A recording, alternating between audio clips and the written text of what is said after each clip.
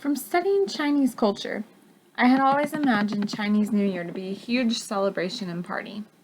In my mind, the scene from Mulan, with the dragon float, crowds of people, and magnificent fireworks display in front of the Forbidden City, was what an authentic Chinese New Year should look like. As I studied abroad for a year, my teacher from the fall semester invited me to come home with her to pass the spring festival.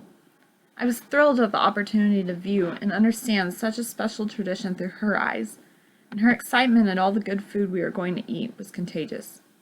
So come February, I nervously boarded a flight with my lao shi, or teacher, to her ancestral home in Hunan province. I was thrilled and a bit shy upon meeting the whole extended family at the airport. Thankfully, I was welcomed into the house with open arms, literally and figuratively.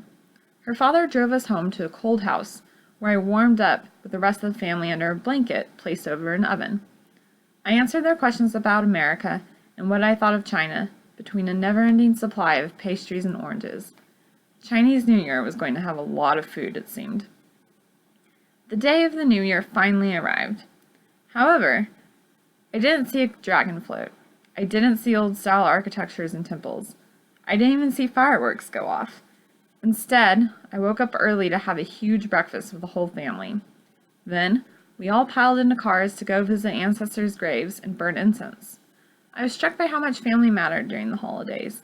The actual day of Spring Festival itself was spent honoring family members' memories and those who had passed. As we sat around the fire that night after another feast for dinner, I thought about how similar Chinese New Year's was to American holidays.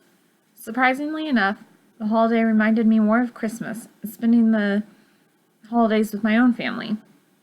While I had always studied how important the family was in Chinese culture, I felt like I finally understood what that meant to the average Chinese person's life.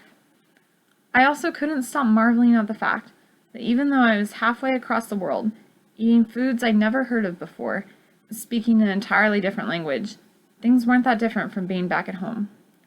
And so spending Chinese New Year with my teacher and her family is one of my strongest memories, because I discovered that these people had more in common with me than differences.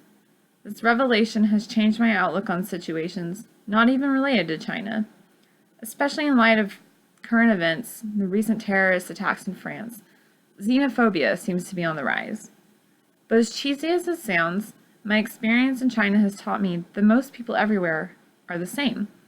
We all have the same fundamental needs, despite cultural differences. And for all these differences, we seem to have even more similarities.